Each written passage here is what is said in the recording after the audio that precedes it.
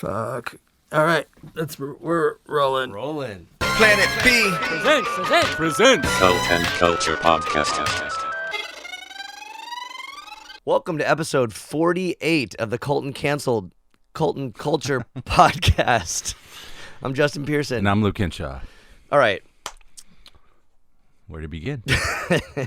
This one's interesting. A longtime friend of mine, Aaron Montaigne, who I think I met around age 14. I grew up with his band Heroin and my band Struggle, playing many shows together, and then throughout the years playing with and following his musical career, primarily with Antioch Arrow, later being released on 31G, and then re-releasing Into the Line, one of his other bands that Struggle toured with, and so on and so forth. And he is a prolific human being.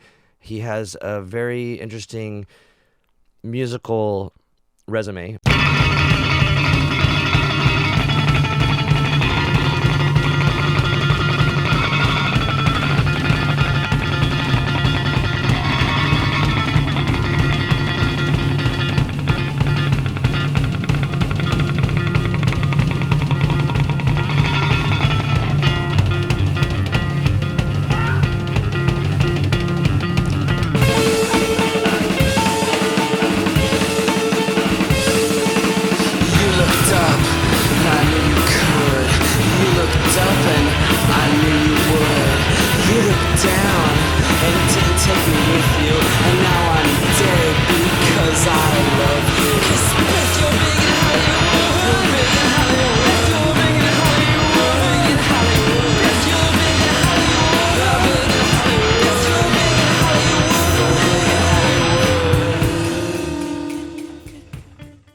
But there's a bit of controversy around him and who he is, and so we were kind of on the fence about how to approach this and if we would get any kickback, or kickback, is that the right word? Backlash?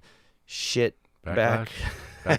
Backlash, whatever, on us for having him as a guest. And I don't know. There's two accusations. Is that the right word? We know what you mean. There's two issues that I think surrounded him recently, and which is kind of weird. One was Southern Lord reissued the Heroin discography, and somehow a old photo of Heroin, the band, surfaced, and you could see a tattoo that Aaron had on his leg, which originated with, like, in the realms of, like, the black arts, I guess, in the world of, like, Satanism and stuff like that. And of course it was co-opted by neo-Nazis, or by Nazis at some point in history.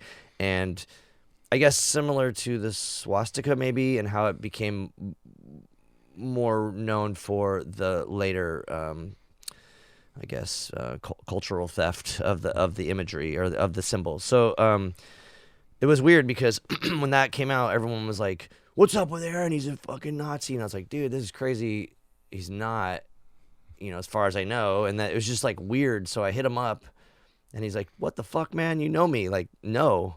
And then I also know, that he got into, I don't know if I want to call it Satanism, but like the dark arts, witchcraft and stuff like that, through his mother. And I think takes it very seriously, and I believe him. I don't think he's a Nazi. I don't think he's a neo-Nazi in any way. So there's that. So if you have a problem with it, sorry. The other thing is the 2013 Vice interview that he did with a friend of mine, where he talks about a lot of stuff. Talks about his involvement in his war in Afghanistan, being a service person in the military. And so I realized, like, 2013 was a little bit different landscape, and I think, like, maybe people were a little bit less sensitive or precious, or I don't know. And also I know when you do interviews with, like, your homie, you can kind of be a little bit more candid and not really articulate yourself for a wider audience. And so where I can see the interview with Vice was a little bit jarring by some of the language that he used. I don't know. So that's been an issue, and I think that we have a strong anti-war and anti-military stance, but we also live in San Diego, which is a predominantly military city. A lot of people we know are in the military. The chances of people getting in the military at an early age is fucking very real. Mm-hmm. I mean, I remember going to Mission Bay High School, and there was recruiters there at lunchtime every day trying to get kids to sign up for the military. So we dive into all this in the podcast. Yeah, and you'll hear it. I just think, like, I just want to say, I respect Aaron as a human being. I don't agree with his choices of being in the military. I don't align myself with the U.S. military whatsoever. I do not align myself with war, genocide, anything of the nature that I think might be tied to his involvement in the military. So with that being said, I think that, like, he should have a platform to speak, and I think he should be able to be heard. And I think that even if wherever you fall on this subject of war, or the military, or specific, I don't know, tattoos or whatever, I think, like, you can gain from the knowledge of having a healthy conversation. I don't know. Everyone's so polarized and just, like, ready to fucking cancel you, and I don't think that that's warranted for Aaron. Anyhow. Yeah, you listen to it. Yeah, and if you want to cancel our podcast, go for it. But I think our podcast guest, the, like, whole collection of people, speaks for itself. You should know where we stand. I think our involvement in music and art makes it pretty clear where we stand on this. So anyhow, I just want to say that, and I hope you get something from this podcast. You don't have to like Aaron. But I do, and I completely do not like the U.S. military or war or things of that nature. So anyhow, we're going to dive into this.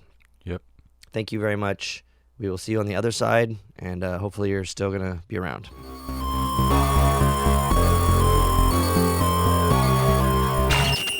My name is Aaron Montaigne.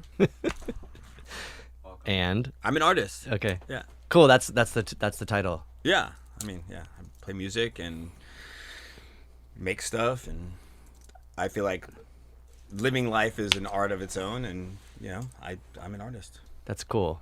I always have a problem. I want to call myself an artist because I'm not musically trained. I most of the time don't know what I'm doing, but I always am like, people looking at me like I'm a total douchebag by saying that. But it sounds cool when you say it. A little bit, yeah. I mean, I feel the same way. It's like, I'm an artist, but like you're fucking creative, interesting, oddball, which is a good thing, like weird. I can't say it with confidence. I don't think you just did. So. Well, it's like I'll be in a museum and I'll see a painting I like or something, and my instinct is, how did they make that? I could probably make that, and I feel like that's an artistic, like, eye kind of thing. That's Or great. no. Yeah. Okay, let's go back. Let's start at the beginning of time. We met through punk and hardcore in San Diego. I feel like I was like maybe 13 or 14 years old. Neither of us were in bands yet. Correct. Yeah, we definitely, you and I grew up in the same scene. If you want to call it. Yeah. Yeah, we like I was saying earlier, I remember seeing you and Jose Palafox wearing leather jackets, Sex Pistols swag, and that was kind of my mentality at the time too. I was like, entry level punks going to our first shows. You know what I mean? Like, but you always like seemed like on the sort of straight edge hardcore DC tip, where Jose and I were like, I don't know, crusty, whatever, Mohawk stuff. Yeah, I guess so. Not back at that point. I was still wearing Misfits t-shirts. Yeah. But yeah, the people that I grew up with in North County, it was they were older. Scott and the Heroin guys, and they were older and more refined, I guess, in their taste in music. They'd already gone through that, and so I kind of learned a lot from them. And a lot of it was definitely like more obscure bands to me at the time. Yeah, You know what I mean? like- DC stuff. No, like GBH, Dayglow Abortions, kind of like get your shit together, Swizz kind of stuff. Totally, yeah. Articles of Faith, Yeah, okay. Swizz, Yeah. stuff like that. Which is all of it's great. Both. But so, I remember like us being friends and you playing in Heroin, and I thought that was so wild how that happened. And also, like, I would love to know about that, how that band came about, because I seen Heroin with Matt Anderson play drums, and so all of a sudden he was singing and you were drumming, and I was like, what the fuck, my friend's playing drums in the band, and you had the most interesting style of drumming. Me? Yeah. Yeah, I mean, I wasn't that good at first at all, and I never really was good at playing drums. I like to show off a lot, and I think that was like Performer. Yeah, I like to perform, Which no one did at the time. I think it's like the kind of caliber of bands. Everyone was like trying really hard, and you were just like, I don't give a fuck, and it was sloppy and it was cool. Yeah. And So that the whole Heroin thing. So I went to Torrey Pines High School, which is a high school in Del Mar. So the Heroin started pretty much in Del Mar. The Crash Worship House was up there, and I think Scott kind of hung around there, the guitar player. But everyone, we all went to Torrey Pines for the most part. Chad Jackson, he was the original singer when Matt was playing drums. He was a pro skateboarder guy. Swindle, right? Is that Swindle skateboards, yeah. And so I was going and seeing them during that era, and I thought they were great. There was a song that Heroin played called Granite, which had this like weird kind of Greg Ginn guitar tone, I remember, and they were like the coolest band. Yeah. Playing in garages, literally playing in garages at the time. And they were all a couple years old, but I befriended Ron Johnson, who was the bass player. And we kind of were hanging around in high school. He was a year or two older than me. But back then, a year or two was like a lot. A decade. Yeah. And so I was kind of like at school with him, kind of like teaching me what he thought was cool and stuff. And I think they wanted to take the band to a more serious direction because Chad was kind of a fuck up, drunk punk kind of thing. Totally, yeah. And the band was getting some like not notoriety, but like it was definitely like evolving. And so Matt wanted to become the singer. I guess they asked me to play drums, and I just started playing drums maybe like 6 months before that. Wow. You know what I mean? Like I asked Mom for a drum set, and I think I had a kit but no cymbals, so I was like pretending there were cymbals there when I was learning how to play. Playing to like Sex Pistols songs, stuff like that, Misfits. So you would air the cymbal? Yeah, Oh. yeah. I would just pretend they were there. Because they don't come with the kit. One, my mom couldn't afford it. Yeah. She afforded the drums, and the deal was like, yo, you're gonna graduate high school if I buy you these, and you're gonna be in every band class. This was junior high, the last year of junior high. So I started playing in band in junior high, like marching band, all that stuff. That was kind of the deal. Like you're gonna be in the band. So yeah, all through junior high and high school, I was playing in the band. Wow. Jazz, all that stuff. Whoa. Which is weird that I never got good at drums because I was playing drums every day. But yeah. Anyway, so I joined the band and kind of had to like get up to speed like very quickly, and then you started playing like real shows. We put out a 7-inch, which is funny. That first 7-inch that's on Gravity / Final Communications here in San Diego. The drawing on the cover is of my house because we used to practice there. Whoa. So any of you Heroin heads, that's crazy. My Wow. childhood home. Yeah. Yeah, and then so it kind of took off from there, and then that's probably around the time where Struggle started, and we were all playing shows together. Yeah. It's not. This always like was. I really loved Heroin, and mainly you and Matt were the people that I was closest with. But I remember Scott Bartoloni's telling us that we were terrible at Struggle and we should break up. And he told you that? Yeah, it was so bad. And it was funny because I was like.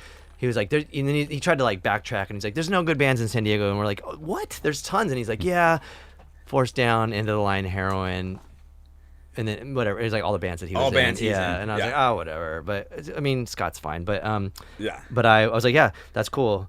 So, but Heroin was always such a unique thing, and I feel like maybe it was. We talk about this a lot, but like about San Diego, like where we don't have the ability to do the obvious thing. We have to kind of take from here and there and make something unique. Like we ended up with Crash Worship and Drive Like Jehu and Unbroken and whatever. All the weird shit comes out of here, and so I feel like Heroin was part of that because it was a very unique band, and that existed for many reasons, like what I just stated. So to shift into this next step, I guess it's not too big of a jump, but would be like Antioch Arrow. Like that fucked me up a lot, and it fucked up a lot of people because I don't know. I know where like the Antioch Arrow seeds came from, but it hit hard, and it was like so. It was very innovative and just very poignant for what what's happening in hardcore, because we were like used to like ebullition and that kind of like really rigid, serious, hardcore, downcast, struggle kind of stuff. And then Antioch Arrow came, and like that's maybe where your artist label maybe came into play. Yeah, 100%. Because you were fucking going for it. Well, yeah, I mean, so when we were growing up, you and I, it definitely like the straight edge hardcore scene was, that was the most prevalent, and we were all straight edge, by de facto, you know what I mean? We all like, none of us like, I mean, do you remember people like getting fucked up and stuff at shows? I never did.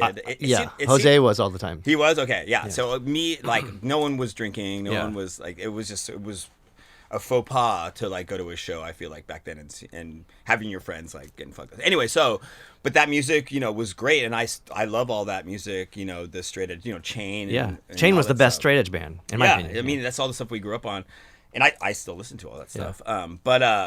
Yeah, I feel like for me, the DC thing, well, and also like, I started listening to like the Birthday Party pretty early and stuff like that. And I feel like that kind of like bled into sort of like Antioch Arrow, you know what I mean? When Antioch Arrow first started, it was like, me and Mac were like, yeah, let's do a band, and I want to sing, because that Fury record came out, which is the guys from Swizz and Chris Thompson singing, and his vocal delivery was like so fire. I was like, you know what I mean? It inspired me to like want to like kind of be like him or whatever, copy him. So being back, we're like, yeah, let's start a band. He was playing bass. He had a sick Rickenbacker, and we enlisted Ron Avia, aka Ron Anarchy, to play drums, because he actually played a couple shows in Heroin before I joined, but he was like too good, I guess. Insane. Yeah, he was too good of a drummer, because he was like a living drum machine. And so I kind of felt bad about that I kind of like poached his gig, you know what I mean? And he was a rad drummer, and he didn't have a job, so and also a bit older. Yeah, he was definitely 5 years older, maybe 4. I don't want to age him too much, but yeah. And then Jeff Winterberg, and I think Aaron Richards. Is it Richards or is it Rickards? It's Richards. I feel like he like corrected me recently when I said something. He's like, it's Rickards. Maybe he changed it. I don't know. Maybe I lived with him, and it was Aaron Richards. Okay, I thought so too. Yeah. Anyways, Mac's dad had money. He started Airwalk. So they had a couple houses. So the house that they weren't living in, we just kind of posted up, and we had the free reign of the house to make as much noise as we wanted. It was a fucking mansion, you know what I mean? Wow. And it was really easy just to like write those songs, and it was fun for me to like, do my art for, you know what I mean, the flyers or whatever, and writing lyrics. And definitely like I was coming less from the straight edge hardcore perspective, or like a political perspective, like which you were coming from, I feel like, was more like romantic or something, you know what I mean? I feel like maybe I was like listening to too many Discord records at the time, but definitely like that was my like foot, and it always has been, to be honest, and still is, you know what I mean? Like that's kind of like where I get my art from, is romance, and the romance of life and love affairs, whatever, you know what I mean? So that's how that started. And as far as like what we were trying to do, I mean, man, we were listening to like weird bands like Bastro, like I said, Birthday Party, but we were still trying to do hardcore, I guess. We we never really talked about it. It's just like they'd write a song, I'd be like kind of like walking around the mansion, just sort of like kind of thinking of lyrics, but also just kind of like looking at all their stuff, you know what I mean? Like there's like pictures of like his family with like celebrities and stuff. Anyways, that's how Antioch Arrow kind of started from there. Which was like a great bunch of people. I mean, I love Aaron and Jeff, but Ron, or Maximilian as he says, he changed his name.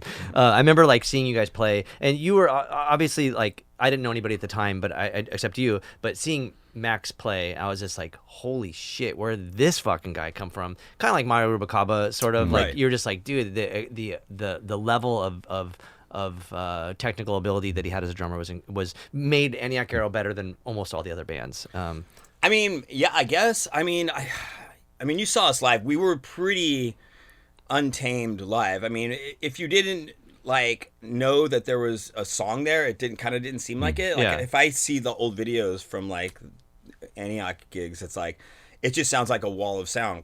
Yeah. But then there's a break. Yeah. You know what I mean? Yeah. And it comes right back in. So it's like there's obviously like, some format happening there, but it's kind of hard to tell through it all a little bit. I mean, that's what records are for. And then the live performance is the performance. It should be something. I remember seeing it and having a bit of fear in a good way. Like, whoa, what the fuck? Yeah. Like I remember seeing you at the Food Not Bombs place downtown, and Jeff cracked you in the head and you were bleeding everywhere, and I was like, oh my god, and it was so like cool and romantic, like all the things that you know, like it was like wild that was like the. I just wanted to go off like harder than everybody, any other band. I just want to be like, let's fucking go off, as harder than and anything. Like, you know what I mean? Like if it's sloppy, who cares? You know what I mean? That's kind of like where my mentality was at back then. And no one did it yet. No one. I don't know. I mean, maybe the birthday party did, but we didn't have a reference for that. Yeah, I'm trying to think of like. I feel like like Inside Out. I feel like went off pretty fucking hard. I'm trying to think of like the bands that back then, like Jesus wasn't around yet, but I'm trying to think of like what bands like we, you know what I mean, that went off super hard. Yeah. Well, we definitely like we win that award, I think, or at the time. But and then you had all this mysticism, like people just couldn't wrap their heads around what the fuck was going on. I think that was really cool, and not, again, like a lot of times when we look back and with retrospect, we're like, we didn't know what we were doing. I don't know if you guys planned it out, but like to me, it just seemed like very unique and bizarre, and I couldn't figure it out. And that had another level of being interesting to me. I mean, I credit Mac, man. He wrote all the songs. I wrote the lyrics, obviously, but like, he wrote all the songs, and he was very, he's probably the most eccentric person that I know. Very much. Has always been, and is even more now. And so all of that psychosis was definitely by design via Mac Man. Which is crazy too, because if we want to pick him apart, like him and Maximilian went and did Get Hustle, which even became like less of an obtainable band in the mainstream. I think they were great, and 31G put out a bunch of the records, but like it was like even more harder for people to wrap their heads around it than Antioch Arrow. Like they just went way out there, which I think is cool. I like that. I don't think enough people. Yeah, I mean, and going back to the San Diego scene at the time in the the early '90s. And this is different now. I work in the music venues and music industry stuff these days, and it's like back then, definitely like being unique and original was the most important thing when doing a band. And I feel like all of our bands, you know what I mean, that was the thing. Like you wanted to be different. Yeah. Whereas like I feel like now it's like someone's like, oh, I want to do like sound like this band, or I want to do that. Whereas I feel like back then it's like, let's do something totally different, because you got to stand out from like my homies' bands or whatever, But I think maybe back then was different because we were maybe younger and more naive in a sort of beautiful way. Where like now we're not but like people in general are maybe wondering what's going to be successful, and that's the wrong reason to create art. Yeah. Right. I mean, we're talking pre-Nirvana here, so there was no success in punk. You know what I mean? I mean, there was like the Sex Pistols and stuff like that, but that happened like decades earlier. But even like now, that's like a pop band, right? Musically, at least. I mean, they looked cool, but Yeah.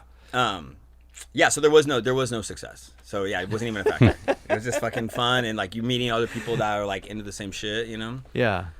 But and also like, I mean, your whole camp was cool. Like the Heroin record coming out in Vermiform made all of these.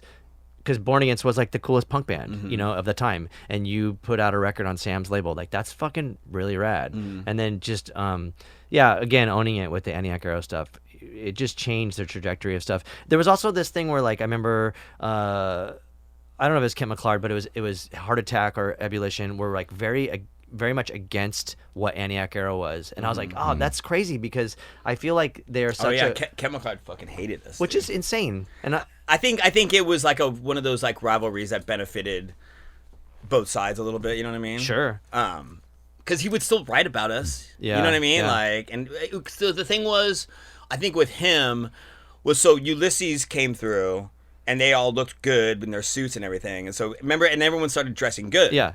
And so we were dressing good, and he thought that was like the poison of like the hardcore scene was like trying to be fashionable or something. You know what I mean? Not like white people with dreads or the crust scene, right? Which was kind of his scene, dude. The Downcast Boys and stuff. Yeah. Anyways, so yeah, that was a thing too that kind of came into play for sure. The white belt and the mod look or whatever. Yeah.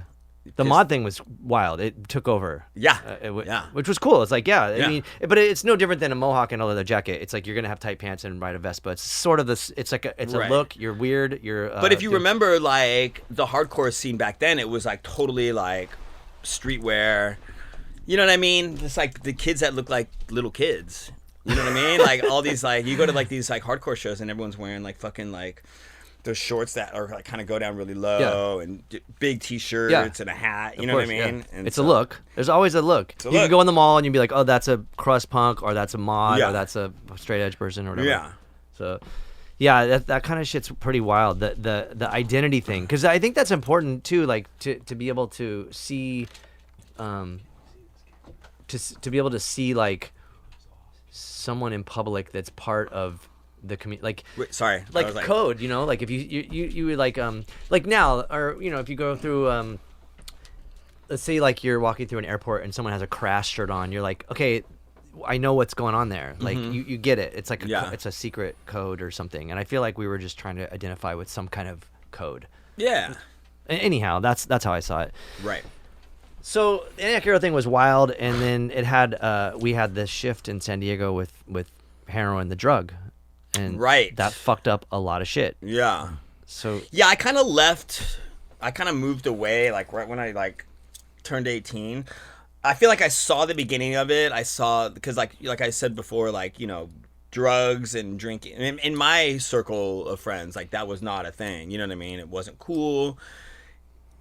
You know what I mean? But then I saw maybe a few months before I moved away, I saw like I think I did acid once and like Crescenta, our mutual friend, got mad at me, and you know what I mean. And then I saw like other people doing kind of like meth or something, and but I moved away before the heroin thing happened. But I would hear about it and stuff. You know, Matt Anderson from Gravity, and then other people.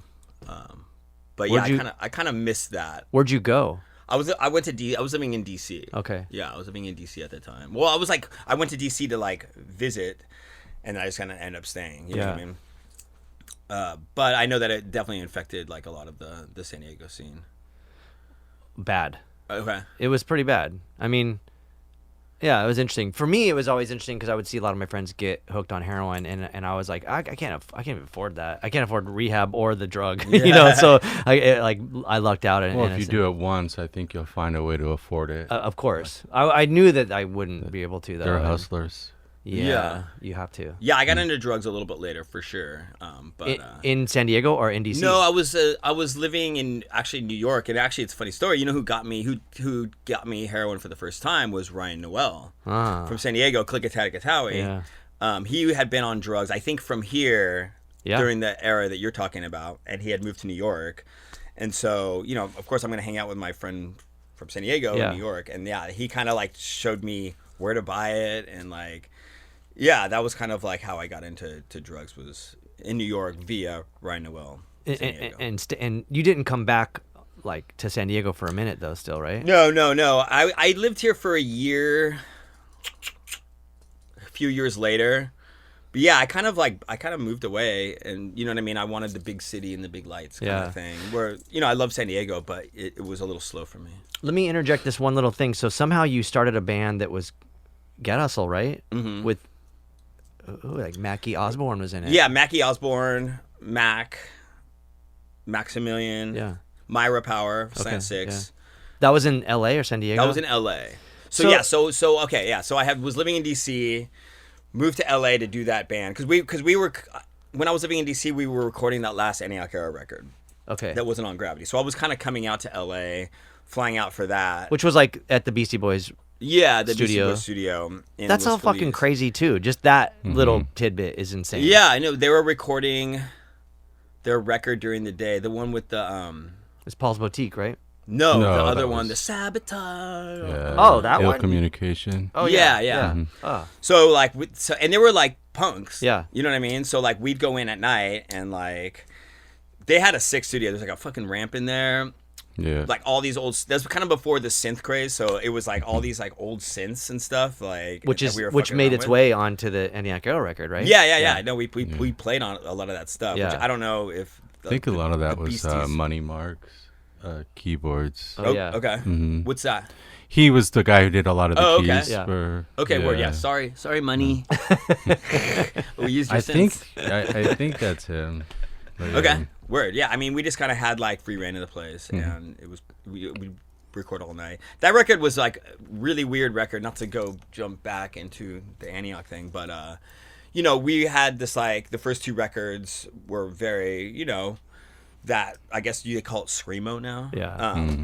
And then that third record was like kind of goth, Yeah. hardcore or something, and people fucking hated it. Yeah, they did. People were so Yeah. bummed. But by now it. it's everybody's favorite. Now people Yeah. are like, oh yeah, I hated that record, but now it's like I love it. Yeah. Which we like kind of wrote that in the studio, which is not a good idea. Yeah. It's really I can't leave me listen to it. It's really disjointed and like there's so many flaws in it. You know what I mean? It's Yeah. just like it's like nails on the chalkboard to me or something. Yeah, But I love is it. what is. But when I listen to it, I feel like maybe some of the songs aren't fleshed out. Like they don't seem like songs. You know, Yeah. like it's like, oh, there's a weird part, and that's the song. Yeah. But I think it's great, and I think it was part of the trajectory of where things were heading. Totally, yeah. Yeah. Because then, like, a bunch of like, then it was like, there's like synths happening and stuff. you Then know the what I mean? VSS and all that shit. VSS, yeah.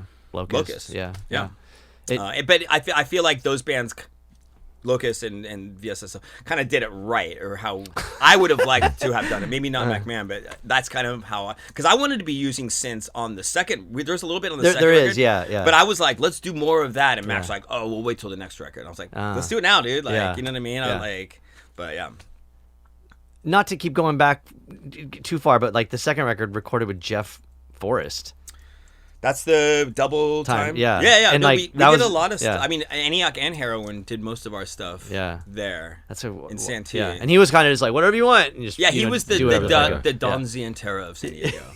Like I feel like all the like kind of band because he was affordable. He recorded Struggles, Swing Kids, Unbroken. Yeah. All the Gravity stuff. Like Yeah. everybody was going there. Yeah, it's crazy. Yeah, he was the guy. Yeah, he's good. He's cool. But it would be a thing where like, all right, we're doing a 7-inch today or whatever. You know Yeah. what I mean? It's like you had to like go in and like do everything. Oh yeah, it's all in one day. it's all on tape and no editing and Yeah, whatever. no, there's yeah. like no like the only thing you're overdubbing is vocals. yeah. I think even that, you know. I mean, right? you could overdub guitar and stuff, but like it was 16 track I think at that time or 24 maybe. But yeah, it was like there was no editing of anything. You gotta get it right. Yeah, Yeah, which is those days are over. There's so many records I've done with him. I'm like, dude, everybody fucked up everything on this. You know, Yeah. it just drives me crazy. But anyhow, Gives a character. it He does. retired. Recently. Yeah, he moved to Italy or something. Oh, wow. He moved somewhere. Okay, so you came or you were in New York. You got linked up with Ryan and started doing heroin. Yeah. Okay. Well, let's. I'm trying to think of my life. It's been so long now. L.A. Lived in San Diego for a minute. Back to D.C. I started a band in D.C. called Tarot Bolero. Band I don't love talking about. Not my favorite thing. Huh. But Why is that? when I think about like that time or the music, it's like it's corny as fuck. Like you know what I mean? Everything's in 3/4.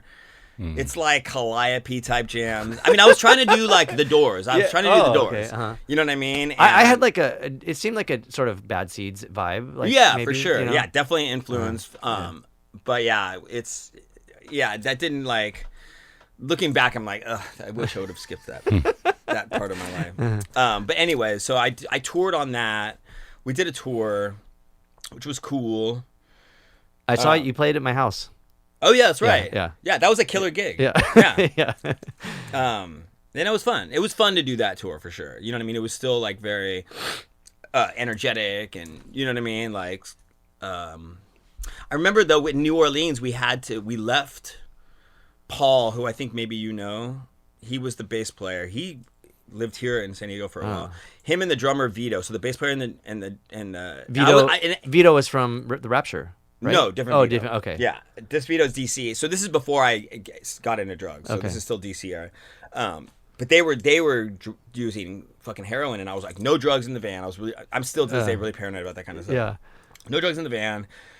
And we were in New Orleans, and I totally discovered their like drug stash, and I threw it away, and they were so mad that they like stole all me and my friend Jimmy Chen's suits and sold them. Oh yeah, you guys had really nice suits. Yeah. All vintage fucking polyester shit, and so we left them in New Orleans. Oh shit. We were like, peace, guys. Yeah. So that was the end of that. Wow. That's so funny because to me, I thought you guys were all on drugs. Like, yeah, I assumed no. you were fucked up. Like, Yeah, no, already. I was pre-drugs. Yeah. Wow. Yeah. Maybe drinking or something then, but I can't remember. Yeah. Yeah. Anyways, so that's there. And then I lived in New York for a couple years. And what did I do? I was like playing in a couple weird little things. So wait, you were also in Crash Worship at some point. Yes. That's fucking crazy. Yeah, that's when I was in New York. It was kind of their last hurrah. They got offered a gig with the Master Musicians of Jijuka in San Francisco. So that was kind of started. They're like, we need another drummer because Marcus Wolf was not down for whatever reason. And he was sort of just like the low end kind of drums. Anyone who doesn't know about Crash Worship was like this like weird, amazing psychedelic pagan experience. Yeah. I mean, we both grew up seeing these shows, and they're fucking terrifying. Yeah. and Pre-rave scene. Pre-rave, pre-Burning Man. Yeah. Oh yeah. But like, and definitely more scary. Oh, but fuck yeah. But kind of that weird satanic hippie, fucking pig's blood. Oh yeah. Fireworks, Acid. Fire, nudity. Yeah. Like it was. So when they asked me, like, hey, do you like Jason Lane? And then we're like, you want Ryan Jenks? We're like, you want to? I was like, hell yeah. You know, and I grew up seeing this band. Yeah. Well, oddly, Jose was in it for a minute too. He was? Okay. Yeah. So So I was like, oh, cool. He was part of the ADRV drum corps. They played on the Struggle record. So but not. Yeah. So anyhow, it makes sense that you would like get all the cool people to play drums. Yeah. And I ended up doing like a little tour with Crash. This is when I was in New York. I was flying out for that. A little tour with Crash Worship. We played Burning Man. Just sick. Really? Yeah. Like at the real Burning Man. Was Burning like the Man. first one? No, it was like man, I want to say 97 or 98. I think 98 or 98 or Before something. it was like on the map as a thing. 100%. Yeah, it was still like some freak fest. Yeah. Kind of shit. And that was really cool. It was cool to like, cuz you know when you go see Crash Worship, it's like it's really psychedelic and you don't really know is there songs, what's happening. There's totally songs there. Like so learning to play the parts, it's like there's actually songs there and stuff, which is hard to tell back then live. But that was a really, really, really fun experience. Cuz it was just like you'd have to like look for Simon was the leader. And you'd have to look for like cues, like little like subtle a conductor. cues for changes or he kind of just let it, and so it was really fun and an interesting musical experience. You know what I mean? The dynamics, it was all really subtle, but it's all there. Yeah. But like going to see, you just feel like there's an explosion happening, and there's like watermelons right here, and there's a firework here. Yeah. You know what I mean? It's the watermelons always had acid. Yeah. It was like people are eating it thinking it's fruit, and then everyone is tripping balls. Oh yeah, no, yeah. So Brian Nichols. Yeah, Brian Nichols. He was kind of the guy in charge of all of the like crazy shit. Yeah. Like the platters with like painted nude girls Yeah. with the wine and the grapes and all that stuff. That was all Brian. He was a fucking genius. Anyways, Which goes into like the theatrical artist side. for sure, yeah. And all their like, I wish Crash Worship had gotten like kind of bigger. More people would have known about that because. Yeah, I feel like I was going through some stuff the other day and I found some old Crash Worship stickers that I had and they're fucking cool, dude. Like to this day, like that art like stands the test of time. For sure. That band's pretty wild. They made a CD, I think, at one point, and they had like copper pieces like folded around the CD cases, and they all like pissed on it, so it made like the copper all fucked up. I don't know, like that's crazy too. Well, I vibed with those guys because I was like into like the Witchcraft stuff, and you know what I mean. And not a lot of my friends were into that kind of stuff except for them. You know what I mean? Okay, let's intersect there because the Witchcraft stuff was early on with you, but also can we talk about your mom? Is that okay? R.I.P. Like she was like she got you hip to all that shit, right? She did, yeah. I was always growing up as a little kid, she had a lot of books and stuff. She hid some of them in her closet, but yeah, she had a lot of books that were like, kind of like Egyptian magic, others you know what I mean, like black magic and some stuff like that. So I was always kind of like looking at these books as a little kid, and when I was kind of like getting puberty era, she would come home and like she would have this stuff written on her shoes and stuff, and I'd be like, what the hell is that, or whatever. And she's like, oh, there's a guy at work that I'm trying to entice, and there are spells. Whoa. Yeah, it's weird stuff like that. So she definitely like was turning me on to that, and would talk to me about different ways to protect yourself spiritually, and she always thought Anton LaVey was really sexy and would tell me about Anton LaVey before I knew what Satanism was and stuff. And so I kind of like got hip to that. And she was always watching fucking cool, weird, witchy movies when I was a kid, like when VHS was a thing. So would she consider herself like what would she call her? She would call herself a witch. A witch. Yeah, she would say I'm a witch. 100%. And I love her. She's so I think she was so cool. Every time I hung out with her, she would come to gigs and stuff. She was so cool. Struggle, and she would come and like take photos. Yeah. And, we all like hung out at my house. So I had we practiced at my house for a long time and stuff. And so Grant Raniero lived at my house, my childhood home and stuff. So it was kind of a place. And she was, she knew all of my friends. She always told Mac had dreadlocks at the time. Remember that when he had the like little bob dreadlock? She was always telling, and Ika, anyone who friends I had dreadlocks, she would tell them to cut their hair. Yeah. She always was like, cut your hair. Yeah. Anyways, yeah, she was a witch, and she kind of got me hip to that. A lot of times with like the Jehovah's Witness or the Mormons would come to the door, she would like invite them in and debate with them stuff all the time, and it was kind of annoying to me, but now I kind of get it, you know what I mean? Yeah. It's pretty rad. Yeah. Because they're usually kids, you know what I mean? Like they only know what they know. Yeah, and you just start fucking... And you have this like fucking 40-something-year-old woman like, schooling their ass, you know what I mean? Yeah. And maybe it derailed them from the path they were on, hopefully. Maybe. Hopefully. Yeah. Well, what would be the right... I was going to say like bless her, but I don't know if that's appropriate, but yeah. Yeah, I mean, she died 2 years ago here in San Diego. Yeah, she had a long life. Yeah. She lived it to the fullest. She was like one of the moms. We were just. She was one of the moms. Fucking in cool, the dude. Yeah, for sure. Yeah. Okay, so, man, there's all these sort of interjections. Maybe you can get us to the point of, because we have, the Satanism is there, the drug use is there, and then you. Did you enlist right around that time? Yeah, okay, so if we want to talk about the wars. All right, so I was living in New York, like I said, and I moved 2000 to San Francisco, and by then I was like definitely like on drugs, you know what I mean? Yeah. Like on and off. I was never like the junkie in the street kind of thing, but I definitely glamorized heroin, and you know what I mean? I was on that. And 9/11 happened, and I was still kind of, and when that happened, a person that I was playing in a band with in New York had died because he worked in World Trade Center. So, watching that on 9/11 that morning, it affected me. I mean, I think it affected anyone who understood what was happening.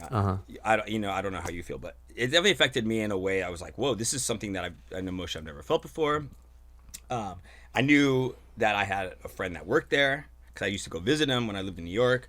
Didn't know what was what, and it was soon after that where I decided to I was like, all right, enough of the drugs, you know what I mean? I got on methadone,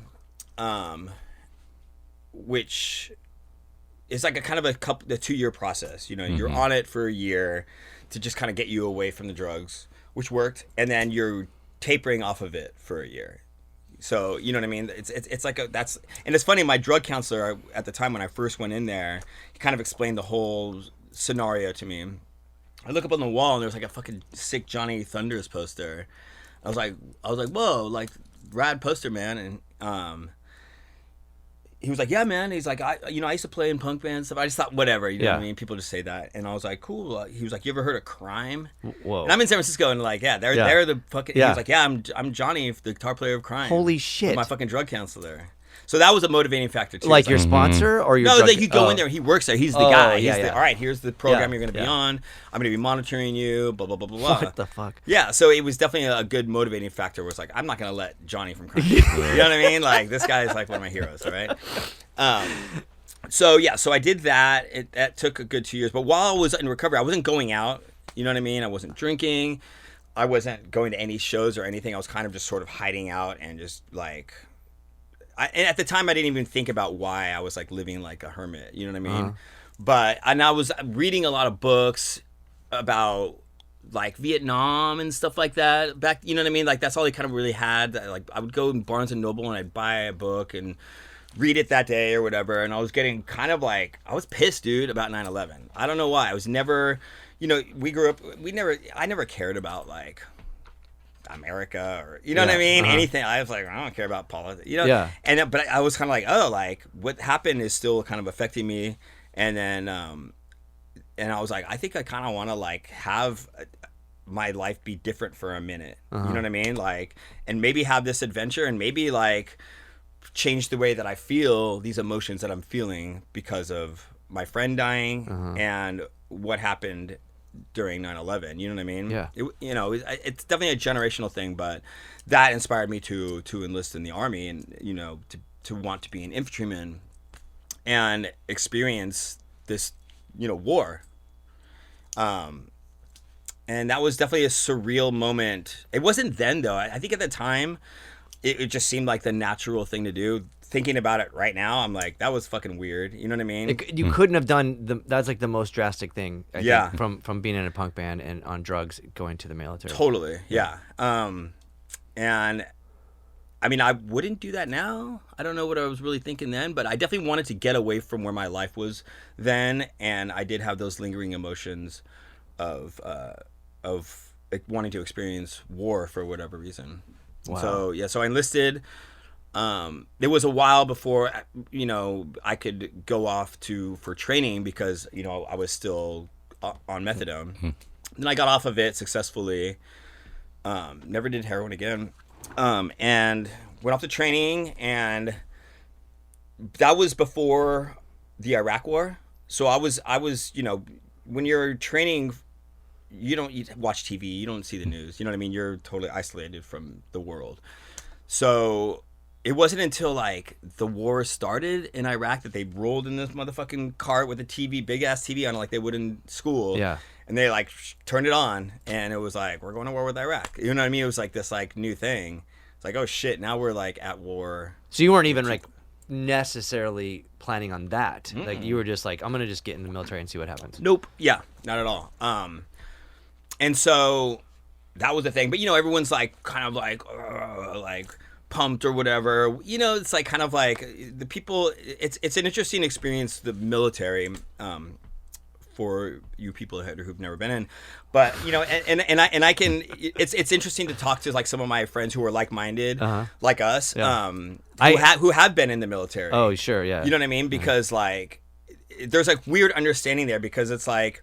You think about growing up in San Diego, surrounded by all these military bases and all this shit. It's like a jock kind of thing or something. I think, it's like jocks and rednecks kind of thing. And then you get in there, you're like, oh wait, these people are like, there's like actually like really interesting people in here too. You know, you do have your rednecks, believe me, and you do have some jocks, but it's mainly kind of like fuck ups and losers, but like in a good way. Like, you know what I mean? Like, but like, and that are. You're not selling the military. Well, I was in the Army. I was in the Air Force. Okay.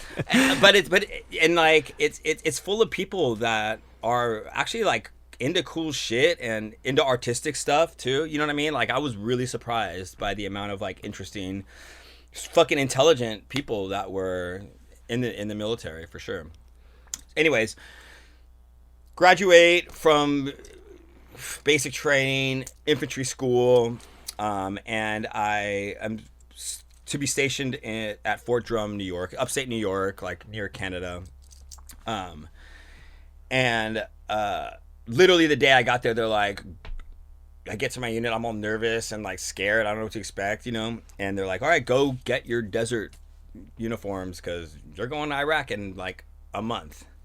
So it was like that quick, bam. You know what I mean? Whoa. And yeah, and I found myself in Iraq. You know, we had gotten there after the invasion, so it really wasn't a lot happening. I didn't really experience like a lot of combat in Iraq. You know, a lot of what they call incoming fire from mortars, rockets, a couple like direct firefighting engagements, but like it was really kind of a policing sort of mission when I was there, for sure, because it was like everything had calmed down, and it wasn't until after I went, you know, came back home that it started to be IED land kind of thing, stuff like that.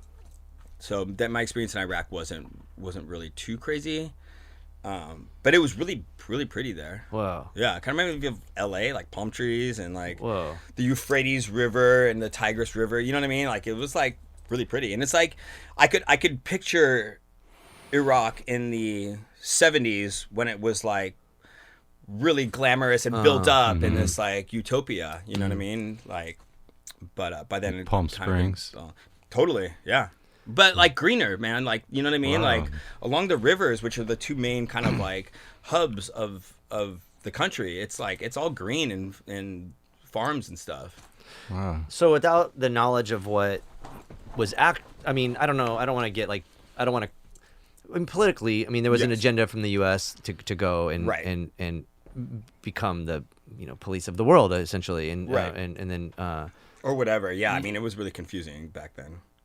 Which I'm sure you weren't informed upon until like it's always in retrospect too. We're like, oh yeah, this is what was happening. I mean, you see the news and stuff, and it's like even back then, it's like really hard to like kind of believe politicians. It's hard to believe the news. But when you were there, like there was the talk of weapons of mass destruction wasn't disproven yet. I don't know if it was or wasn't. This was still 2003, so I think it was a minute before they were like, oh yeah, we lied. Yeah, so I think they're Bush, probably... Cheney were just like still on that tip. Yeah, so yeah. So I think when I was there, it was still a thing. But that wasn't our mission. Our mission was just sort of to like secure this area and try to, you know, make it safe. Yeah. You know what I mean? Yeah. Like that was our mission, was like this kind of town just south of Baghdad called Iskandariya, whole area around it. And so we'd just go on patrols and, you know, just make sure shit was like running fairly smoothly. If like, you know, there'd be like firefights of like the cops and Iraqis, and someone would get shot, we would take care of them. You know what I mean? Because we had a little triage, whatever, tent kind of thing. So yeah, that was never really a thing. Pretty much like, I mean, the thing that people don't understand about like war or being a soldier at war is like your main mission is to fucking stay alive. You know what I mean? Like politics and all that stuff, like that's for someone else to think about. Your only mission is to kind of stay alive.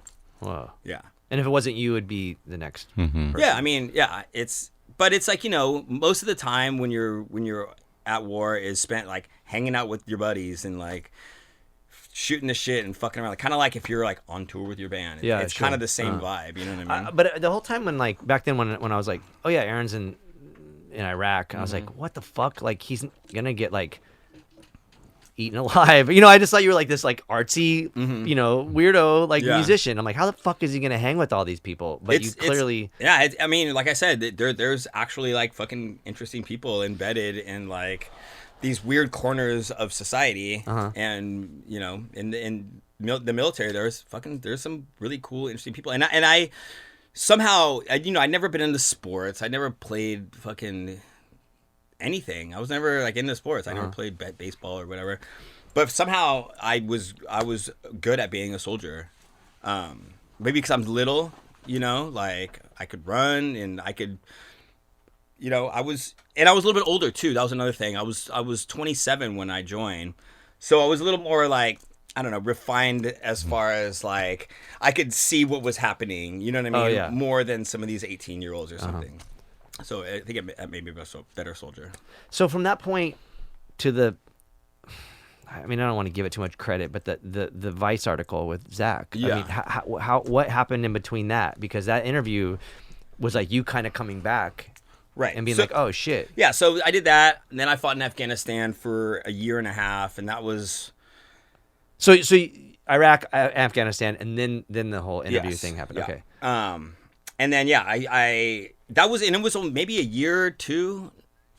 No, it was a few years, but that was still after for a while after getting out of the military, I still was tripping. You know what I mean? Like I'd Like PTSD stuff. Yeah, totally. Like I would, or whatever. But I would be looking. I'd be like, oh, that would be a good place for a sniper to, you know what I mean? That's Stuff like fucking that, where I crazy, was yeah. always kind of on guard. Wow. In this way that I, never had before, because I was in war zones for 2.5 fucking years. You know what I mean? Where it's like at any second, shit could pop off, or you know what I mean? And I saw that happen, and it happened a lot. You know what I mean? I saw people get killed and shot, and you know what I mean? Like, it does something to you, man. And definitely so Zach. Do you know if you knew all this, Yeah. would you have enlisted still? Yeah. Huh. Yeah. I mean, I think I like the person that I am, and I don't think I think I would be a different person if I hadn't. You know what I mean? It made me see the world a lot differently than I probably would have, and I think that that I enjoy that experience for what it was. It sucked. You know what I mean? A lot of it, most of it sucked. But And I think it's safe to say it was for the wrong reasons. Like, we shouldn't have been at war. Period. I don't. Who knows what what's real, what's not real. Iraq was a waste of time and a waste of a lot of fucking money, from my perspective, from being there. Afghanistan is a little more. There's a little more involved, a little more confusing. You never know, the people that you're fighting in that war was actually the enemy, or if it was just people being paid by somebody. You know what I mean? You never really know, because you're never hearing the truth. You know what I mean? The truth is a very strange thing when it comes to situations of politics and stuff like war. You know what I mean? So Afghanistan, I don't know. Iraq, I would say that was a waste of money and a waste of time, and you know what I mean. People are dead because of it, and But as far as saying war is it's obviously it's kind of human nature. Unfortunately, it's one of the things that comes with being human is it fucking happens. There's always been a war happening in the world. You know what I mean? Yeah. There's never not been. Yeah. Even if we're at it during peacetime, there's how many wars going on right now? Oh yeah. There's probably 10 or 11 active wars happening right now in the world. I mean, and to an extent, there's beyond the financial aspect of it, because I mean we're funding all the wars, so that's my personal opinion. So I see why we would. There's many reasons why we invaded Iraq. Anyhow, I think that it's interesting to see someone's perspective on it that I think isn't the people that I assume are the enlisted. The how you're saying there's smart and interesting people. I didn't know that. Yeah, I was just I was surprised. You would be surprised. Yeah. You know what I mean? I was kind of actually taken aback by. I was like, oh, there's actually some people in here that I can relate to other than this stuff that we're learning. You know what I mean?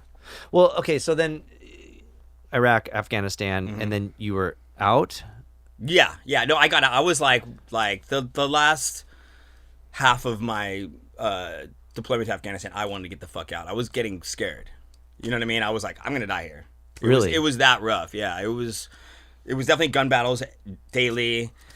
People getting shot, rockets. It was nonstop, and it was they called it, because I went to see a doctor, and I was like, yo, dude, is there any way I can get the fuck out of here? And he was like, oh, you just have, what did he call it? Battle fatigue. He called it battle fatigue.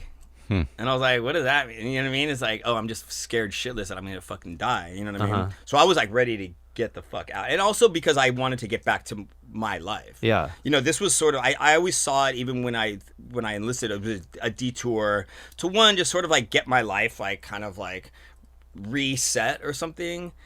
And I wanted to get back to making music and doing art, because when you're in the military full time, it's there's really no space in your brain for that, or there wasn't for me. You know what I mean? Especially the later part where you're just worried about surviving. Yeah, for sure. Yeah, I was sitting on a fucking hilltop, you know what I mean, for a year and a half, getting stung by goddamn scorpions and like getting shot at, you know what I mean? Like, but yeah, I just wanted to get back to my normal life. Ended up getting out and moving to Portland, Oregon, and pretty much started a band right away. Yeah. Was very gung-ho about putting myself out there as an artist, you know what I mean? And, you know, was off the drugs and feeling good. And it was a very positive experience for me getting out of that situation. Of course. So what was that band? DBC. This was with Mac from Antioch Arrow. Yeah. Sam Ott, who's another San Diegan. Yeah. And then kind of like a couple other people, Mark Burden. And, yeah. And so that was a cool kind of like Roxy Music Suicide kind of thing that we did for a number of years. And I think that's maybe around the time. And I did an interview with Zach, just kind of about my life, sort of like this kind of thing or whatever. And that was in Vice, 2-part article. And yeah, and that was, you know, a good 9 years of my life was up there and doing that. In Portland. So the Vice thing was interesting because I knew Zach and I knew you very well. And so I could read it and hear the nuance in your and the candidness or I could hear your personalities where I think like maybe other people might not have been able to grab that. Right. Which is interesting because that article came out in 2013. Something like that. Yeah. It's been out for a while. Yeah. And it's now being brought up again. And you're like, what the fuck happened? It's been there for however long. Right. Well, yeah. You know, we're in a different time now where people are a lot more sensitive to that kind of stuff. And kind of, I think people kind of forget where we were in the aughts or whatever, as a culture, American culture, you know what I mean? Well, the one thing that stuck out to me from the article was you talking about the dark arts and about how that saved your life. And I thought that was a very interesting, like, I know you and I was like, oh, it's just him being like artsy and like saying something edgy or weird or whatever. But I think you actually really feel that way. Yeah. I mean, especially Afghanistan, I was definitely like, people call it prayer, whatever, like, you know, people pray to different gods or whatever, you know what I mean? I have mine, and I was definitely doing a lot of that. And protection spells, amulets that I would just make, you know what I mean?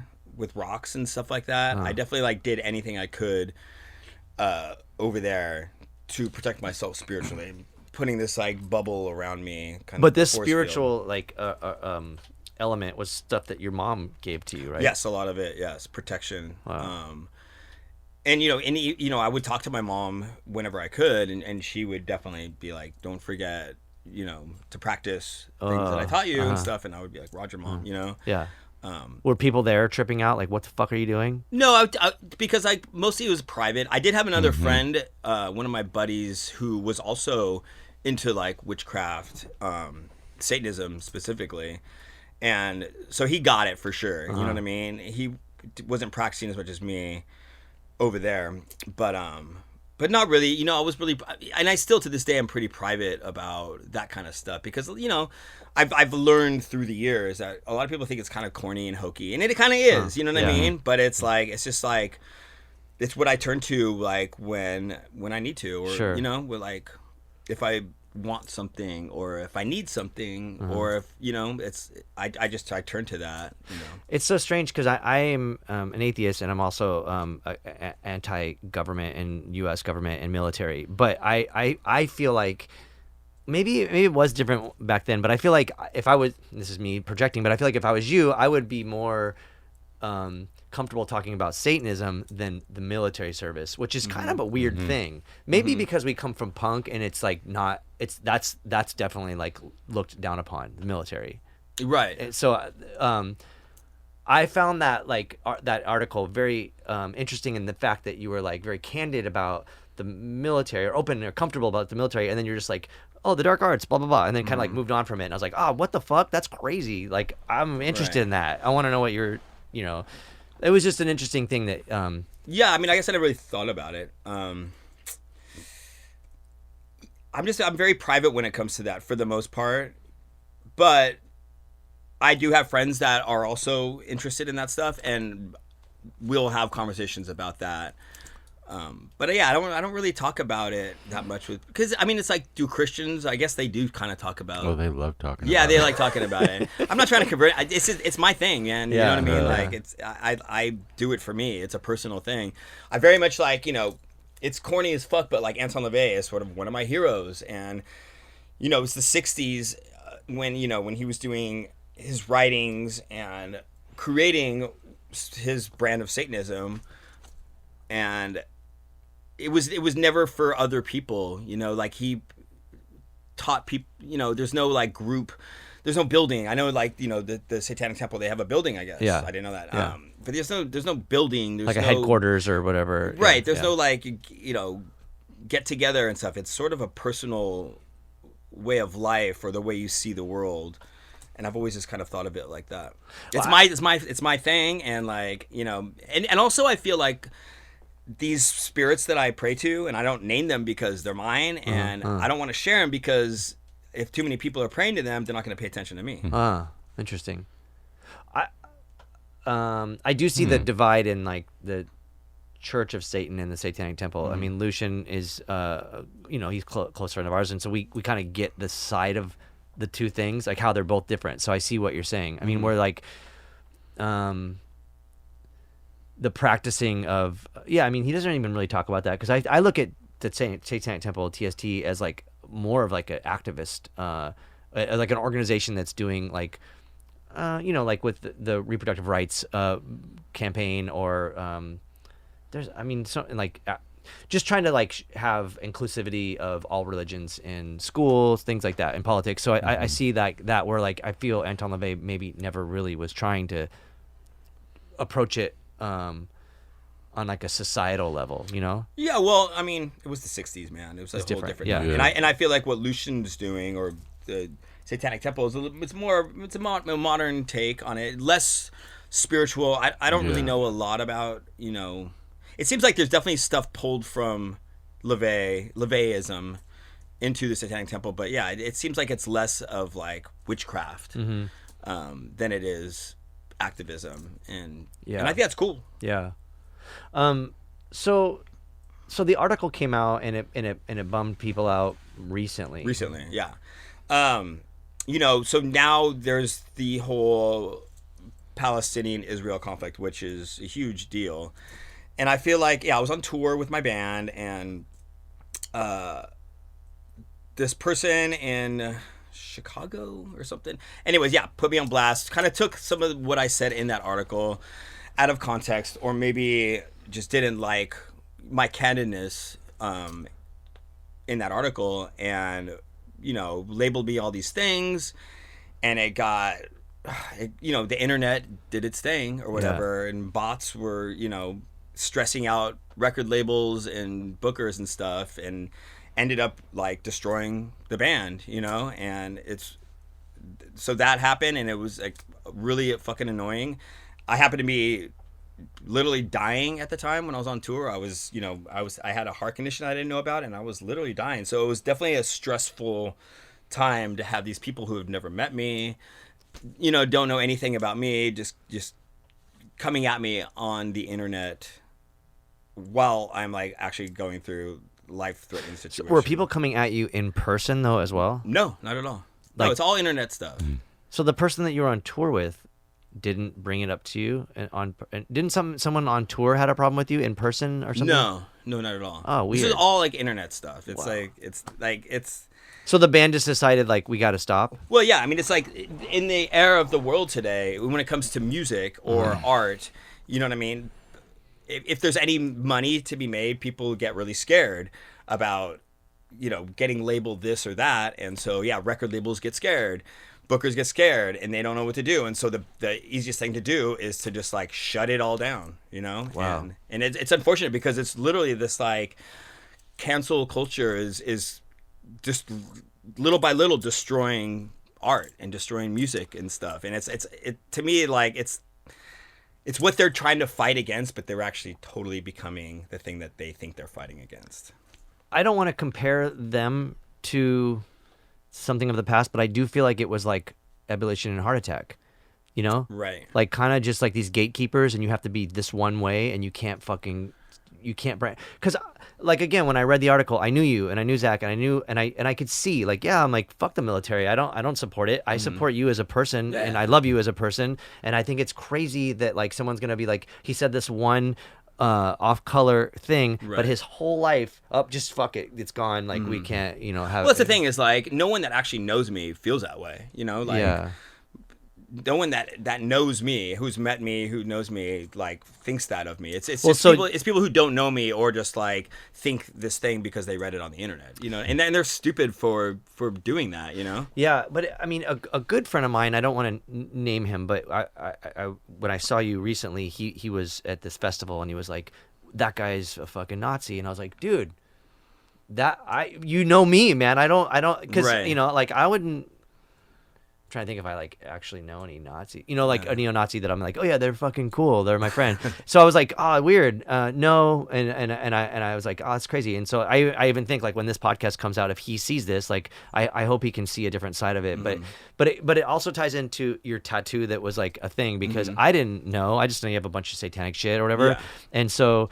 I remember people like hitting me up right when the Heroin record was being re-released on Southern Lord, and they're like, dude, what's up with your boy? He's a fucking Nazi. And I'm like, what? And so I hit you up, like kind of like feeling lame. And I was like, what's up? Are you a Nazi? I don't know. And then you... Was that more recently, or was that back then? It was, you were still doing VR Sex. And, and it was like right when the Heroin record was being reissued. And it's crazy because, for me, like, the band Heroin's a big deal. Yeah. I remember like Sonny K was doing all this stuff with it. Yeah. Like, and obviously like Southern Lord is a fucking great label. And I, like everything involved is like, these are my homies. And then people were like, what's up with this guy? He's your friend. He's also an Antioch Arrow. You put the record out. What do you think about this? And I was like, yeah. And I remember like hitting you up and you're like, what the fuck, man? You know me. And I was like, sorry. Yeah. Yeah, so like I've always been into like sigils and magical symbols. My mom had a book, and it was just all sigils and magical symbols, and I have a lot of those tattooed on me. One of them is the black sun, which is an old as fuck symbol that means like the center of the earth. So if you back in the day, if you adorn yourself with like a black sun medallion or something like that, it kind of means like the power comes to you. And I never saw it referenced with any Nazi stuff or anything like that ever, until fucking the alt-right stuff during COVID or whatever, the dudes with the torches and shit. It came to my attention. And I was like, oh, okay, so they've adopted this symbol. You know what I mean? Similar to the swastika. I guess. Well, Nazis took it from Native Americans. It's a sun. You know what I mean? So. Yeah, but I meant like they took an image. Didn't they alter it? They flipped it, the swastika, but it's still repurposing like this iconic image. Okay, yeah. So I never saw that in any books. Not that I deep dove into that, but it was never. That's never how I interpreted it until I saw it being interpreted that way, and I was like, this is not like how I want to be perceived, and I got it blasted like immediately, tattooed over. Wow. Yeah, so it's been like that for years. People keep and like I've never felt the need to like kind of explain myself to people I don't know. You know what I mean? Yeah. Obviously, you and I go way back. Yeah. We're tight friends and stuff. So you know what I mean. I'll tell you about it, but yeah, that was never intended as like some sort of political thing. I've never even really been interested in politics. I've never. And as far as like being like, if people call me a Nazi and stuff, it's stupid. Yeah, I didn't really know how to. A warlock, yes, like, definitely. Call me a warlock. I'm definitely into magic and stuff like that. But yeah, that's great. But yeah, when I saw it being used in that perspective, I was like, "Fuck this," So. Huh. And then, but you still had the fallout from it. Oh yeah, for sure. Of course. Well, I've never done this. I've never talked about it in public or whatever, just because like I've never felt the need to do that. Now it's like it. The article and then all this other internet stuff it destroyed a good rock and roll band, and you know what I mean? Like, so now it's like, okay, like I guess I need to like tell the world that I'm not a Nazi or something, Yeah. Well, so far I don't think we've had any Nazis on our podcast, so I think I hope you didn't fuck it up. Well, it's funny because you were just like, let me think if I know any Nazis, and it's like, do I know any? Yeah. I don't think so. I mean, when things were different, like when we were growing up, like in our teens and our early 20s, where you could say off-colored things and say fucked up shit, and it really wasn't as like. Now it's like under a microscope. Oh, you fucked up. You're, with cancel culture. Yeah. I mean, again, like I was even talking about like people trying to say Def Club is ableist because there's no one deaf in the band. It's like God, you guys are really reaching far. And so like for someone to be like, oh, you have this tattoo, you're a Nazi. I feel like that's just feel like, hey, you have this tattoo that's of this. I don't know, like Rafa from Prayers is a good example. He's got the swastika on his neck the opposite way, the peace symbol, but it's still like probably jarring, and I'm pretty sure he probably gets like people freaking out about it. I feel like people need to just maybe quit pointing the finger when they have three pointing back and just fucking look at the bigger picture. Right. Well, it's funny because I had a dude who I don't know hit me up. This was like when it all happened a few years ago or whatever. The heroin. And I already had the tattoo covered up and everything, and he's like, "Hey man, I hate to bug you. I'm a fan of your music. Da da da da da. I saw this. I'm Jewish. What's up?" Really respectfully, really nicely. Yeah. I was like, "What's your phone number?" I called him, and like we're homies now. You know what I mean? I was like, "No, dude. Like, we grew up in the straight edge hardcore scene. We were wearing like end racism shirts. Yeah. At 12, you know what I mean? Yeah. Like that was a part of our upbringing. You know, it was like the racism, sexism. You know, that part of punk culture was when we were young. Yeah. And those are ideals that we grew up with. Sure. And those are ideals that I know you still live up to. I do too. You know what I mean? Those are ingrained in us. And you know that too because you grew up in the same scene I did. Yeah. You know what I mean? And you just don't like walk away from those ideals. No. They're a part of your upbringing, you know? That's an interesting thing. So this might be a deep dive here into something that might not be quite relevant, but maybe you remember, like, do you remember the end racism shirts that everyone had? That's the shirt I'm talking about. Yeah. I had one of those. But it's so crazy because this just came up in a conversation, and we had John Reese on our episode, and I fucking love John, and I'm bummed that Mike Down passed away. Yep. Mike Denny from Amenity, but he was making those shirts, end racism, and so there, and it was, John Reese is telling me this story about Mike Down and was saying like how. He was like, oh, it's kind of weird. Like, you're like this sort of like wealthy white guy that's making these end racism shirts, and you're buying like a new car and this and that. But is the money from the shirt going to like helping anything? And Mike Down's like, oh man, like, come on, like, it's fine, And he's like, well, no, like, you're kind of, everyone's on this like tip, and you're like a privileged white dude like making the shirt. And I was like, holy shit, like that is such an interesting perspective that I never thought of. I just thought Mike Down's cool and he made these shirts and he's part of Amenity. And I was like, damn, that's a wild other thing where like kind of saying like, Aaron's got the tattoo, he's a Nazi, blah, we're done, And I'm like, I looked at it like, oh, Mike Down, I'm not trying to fucking say Mike Down was a bad person or is, or his legacy, but I was like, oh, that's crazy. He's like really just a capitalist, not necessarily trying to like help end racism because let's face it, it's just a shirt that says end it. It's not like doing it, I mean, I feel like, as far as like the punk scene is concerned, I feel like we were the first people to sort of address a lot of that kind of stuff. You know what I mean? I never really, you saw the like, the Nazi punks fuck off and stuff like that back in the 80s or whatever, but it was definitely taken seriously. Inclusiveness was taken seriously. Especially in San Diego with White Arm Resistance, the Tom Metzger's Nazi organization. That's here? That was. That was like in the 90s, like where they'd all go to the Che. It was like, like the Boot Boys and all that. Like they were all part of that. It's funny, stuff. like I don't remember seeing skinheads at shows. Maybe I just wasn't paying attention, but they were always at the struggle shows. I know people talk about it all the time. Like there was a big scene. I was like, I missed that. It was pretty bad for really. Some, yeah. Like I never saw people getting punched or anything. Really. Yeah. Always. Yeah. Interesting. Were you always in the front row? What's that? Were you always in the front row? I kind of always like to stand off to the side. Yeah. Because I always saw the Nazis and all the drunks. Oh really? Yeah. Yeah. It was the Che or everywhere. It's like, you're at the Che Cafe and you're a neo-Nazi, fucking beating up 14-year-olds, Yeah. I mean, like Bert, remember Bert? Bert. One of the San Diego Boot Boys, like, he fucking beat up everybody, and I remember him, like, I remember going and seeing it Inside Out at San Diego State, and he was like, you're fine, but your drummer, Jose, he's a fucking faggot, and this and that. I'm like, dude, you're such a, and it's like, and I'm like, he beat me up. Like, I'm like, you already beat me up, dude. I don't want to be your friend now. Yeah. That was a sick show, though, by the way. It was, yeah. Yeah, weird time in Yeah. But yeah, now it's like the dudes wearing the chinos and stuff. Yeah. You know what I mean? Yeah. Yeah, I don't know. I just feel like I don't want to be friends with, people that are fucked up, but I'm like, I also don't want to be like, get the fuck out of here. I'm not, you're done. I feel like there's maybe a story, or we're not going to connect with anyone or change anyone's mind by just shutting them off. And so, well, I think the point of like the people that do that, like the person who like put me on blast, it's more, I think, about attention. It's like they're fucking bored.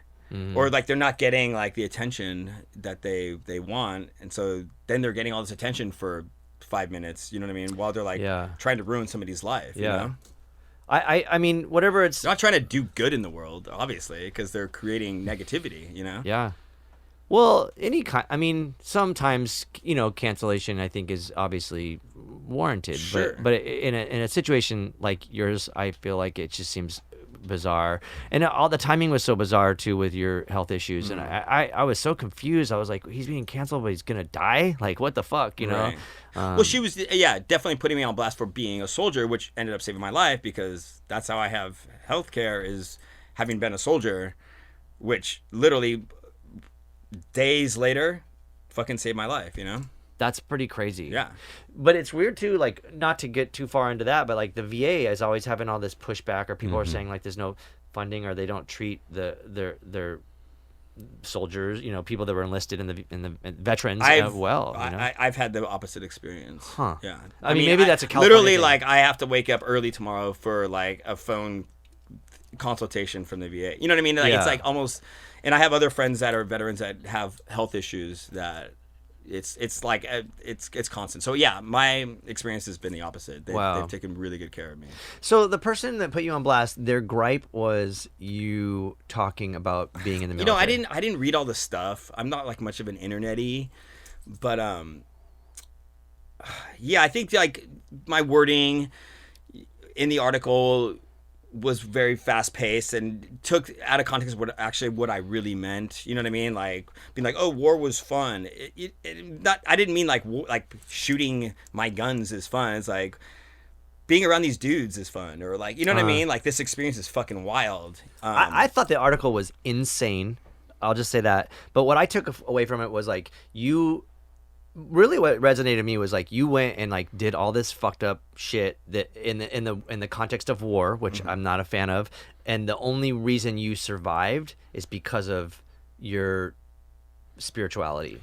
I mean, that definitely didn't hurt, you know what I mean? Like that, and it could have been the reason why I say that, because it was pretty hairy there. You were and I should have reread the whole article. I haven't read it in quite a while. I read it when it came out. I thought it was fucking interesting that my friend had a cool article with my other friend, whatever. But I had looked at it as like you were put on the front lines, like kind of expendable in a sense, and everyone else you were like working with is getting picked off, and you survived because of.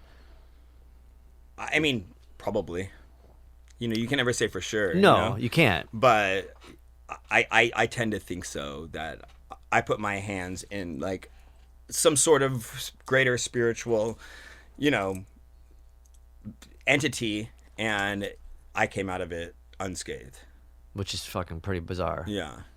I mean, unscathed, like physically. Yeah, sure. Definitely, like, you know what I mean? Like, for a while there, I was like having some issues, and I go to therapy, and it's like it will fuck with you for sure. Yeah. I'm sure you've seen stuff that I don't ever want to see, ever. Yeah. Probably. Yeah. I mean, yes. Yeah. But being a soldier, having been a soldier 20 years ago is not a popular thing to have happened, obviously. There was other things at play too. The person that like put me on blast like got kicked off the record label I was on, and there's other stuff like, you know what I mean, involved with it too. And it's unfortunate that it happened, and it's unfortunate that these record labels and promoters and bookers feel the need to be scared and try to just shut everything down every time there's like something on the internet that is or not true. In my case, is, I don't feel like is warranted. But it's unfortunate. Well, and it's not going to stop. What's not going to stop? Just these record labels that are, or anyone that's in charge of an artist that people like don't like or have a problem with. Oh yeah, you know what I mean. But you're not going to stop. You're just going to start some new killer band. Yeah, for sure. I'm out of a job right now. All right, so yeah, this will be your like call out to start a band. I'm ready. Oh man. Yeah, it's been. I've led a very fucking weird life for sure. And I feel like interesting, and cool. Like you asked if I would change, I wouldn't, because like my life right now, I look at like who I am and what I'm doing, and I love it. Yeah. I've always been a pretty happy person, and I still am. And, I don't let like the small stuff really affect me. And I think definitely like going to war and living in literally the shit has helped with that. I don't try to take things for granted at all. Little things, dude. I couldn't shower. I showered like once a month for over a year and a half. Like now I fucking love showers. I'll take a goddamn long shower. You know what I'm saying? Yeah, that's great. So little things like that. And I don't sweat the small stuff as much. Yeah, I saw this photo of you and your partner and your brother and his partner, and it was such a sweet picture, and you guys look so happy, and your brother's great too. I like him so much. I think it's you're such a unique person and always so positive, and it was just, even when I approached you about like, oh man, they think you're a Nazi, and you were just like, duh, it's cool, you know what's up, like whatever, fuck it, and then again, like when I approached you again with the health stuff, and then your band breaking up, and I was just, and you were just like positive about it. I don't know, I'd be so much more fucking devastated. If my life was shitty, I probably wouldn't, but I have a good life, and I'm surrounded by really good people, and that's why it's like so weird when people are like, oh, he's a piece of shit or whatever. It's kind of like, meet me, dude. Like I'm actually like a pretty chill dude, I hear I'm a piece of shit a lot of times too, and whatever it is, it's up to the whatever, they can say what they want, but I don't think that of you. We have been friends for so fucking long, and I love seeing you every time. I appreciate you in this world. I appreciate your artistic outcome. I'm glad that you're still doing, like, a lot of our friends, getting older and like not like involved in art or music and stuff. So yeah, it's definitely like it's nice when like some of your friends that you grew up with are still involved in music and art, and even the friends who aren't, but they're still connected with it, like Marshall or something, you know what I mean? Still coming out to shows or checking in kind of thing is rad. There you have it. Episode 48. Go ahead. Again, we want to thank Aaron for being on our podcast, and we hope that you got something out of that. It's a wild world, and humans are complex creatures. So, I don't know. We appreciate you paying attention to our podcast. We appreciate the support. We appreciate our sponsors. We appreciate Andy and Becky for always helping us out. And Ruinous Media for having us be part of this. And I don't know. We appreciate the weird longevity of our world surrounded by punk music, and some of those people end up in the military. But it is what it is. Thank you very much. Peace. We'll see you on the next one.